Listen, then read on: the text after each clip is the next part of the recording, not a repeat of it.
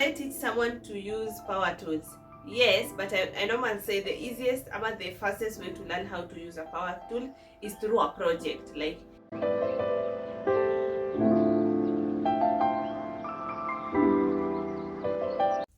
hi there, welcome back to my channel. My name is Reggie. If you're new here, karibu sana. So today's video is a little bit chill. So I asked my followers on Instagram and TikTok to ask me some of the burning questions they have regarding DIY edition, and this is me answering them. So let's get straight to it. So the first question: what is this? What is your favorite DIY project you have ever done? So my favorite DIY project, I will say my kitchen countertop or my kitchen makeover. I feel like that was the beginning of me realizing my potential, especially in terms of woodwork, because up to today that thing has never shaken. And funny enough, I didn't like drill it per wall, it is just standing. So that has to be one of my favorite DIY that I ever did. And every time I think about revamping it and maybe bringing something new there, I'm like, maybe not it. So I feel like that has to be one of my favorite DIY project. So another one, any tips for beginners who want to start with DIY craft? Any tips for beginners who want to start? So if I was to start today, I will say start small. And when I say start small, I mean like start with what you need in your space that is small. You can start by painting your walls. You can start by maybe creating a tissue holder, just something very small, but it will bring you so much comfort and excitement to continue. How do you get inspired when you're feeling creatively stuck? So I have those moments where I'm like, I don't want to do anything, and they happen a lot, especially one thing with DIY. And I will say this, I don't know if other DIY people experience this, but financially it requires money for you to do maybe one project, and if you don't have those funds, sometimes inakuwa a little bit difficult. So when I hit that block, to be honest, I won't say that namkanga na nafanya. No, I sleep. If I get that, I sleep. I try to do something else that I love. I love puzzles, I love coloring. I try to do something else that is not demanding of me creatively. So I do things that are a little bit slow, and yeah. What is the most challenging DIY project you have ever attempted? My most challenging DIY project, what most of them zinakwanga challenging. I know you people, you only see like the outcome, but sometimes to maneuver around it, especially since most of these things that I'm doing, they're so new to me. So the only thing I'm working with is what I have as the basics. Then I go with the flow. So I will say building my sofa. That one I think, to me, building my sofa has to be one of the most challenging DIY projects I've ever attempted. One, because I felt like it was more than my capability at the moment. It was extreme, and I stayed with that project for 2 months.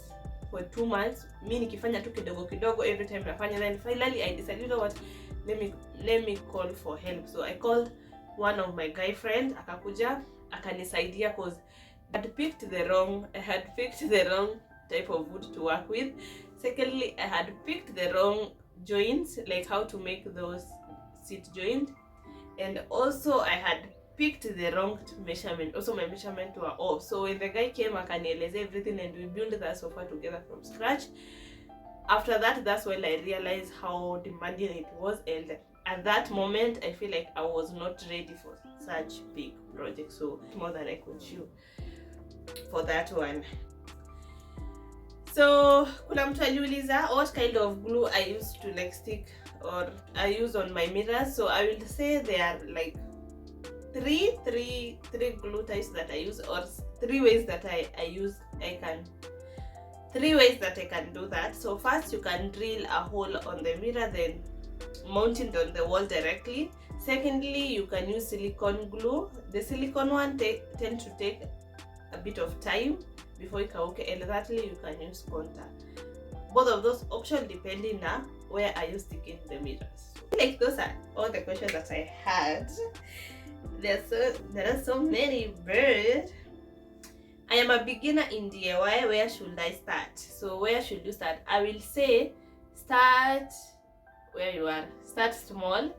When I say start small, I will say like start with some of the projects that you need in your space. Let's say you need a tissue holder, start with that. And in terms of tool, I know kuna mtu anaweza uliza, and what types of tools do I need to start? I will say the easiest way to accumulate tools, the most affordable, because tools they're very expensive. Tools tend to be a little bit expensive.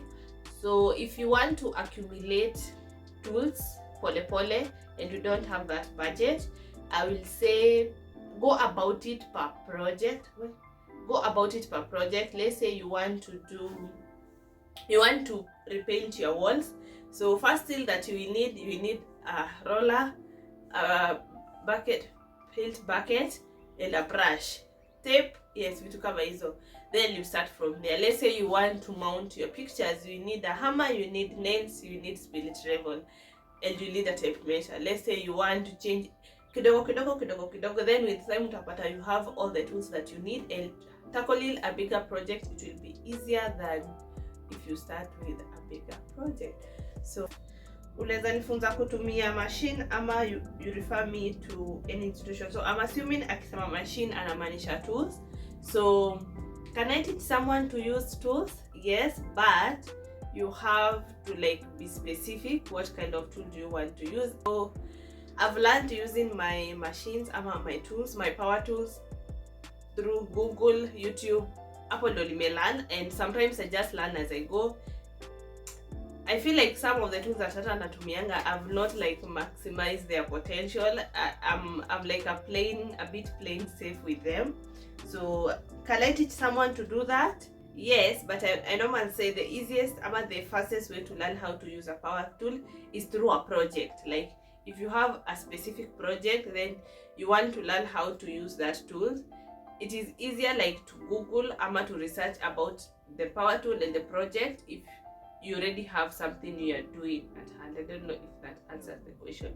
Any institute, I went to any institution, but I will say make Google your friend. YouTube, there's so much information online. Just be willing to research and keep learning. So yeah, where do you get your tools and at how much? So I don't know if I've ever told you guys in another video or something, but I don't have one specific shop that I normally get my tools. What happens is I'm a collector of tools. Let's say I'm doing a certain project and I don't have this specific tool.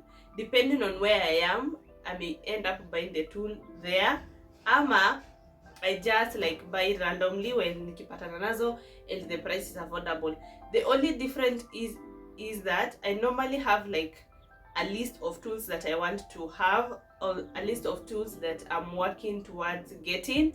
So it is easier for me to buy them when nikipatana nazo and they're on offer.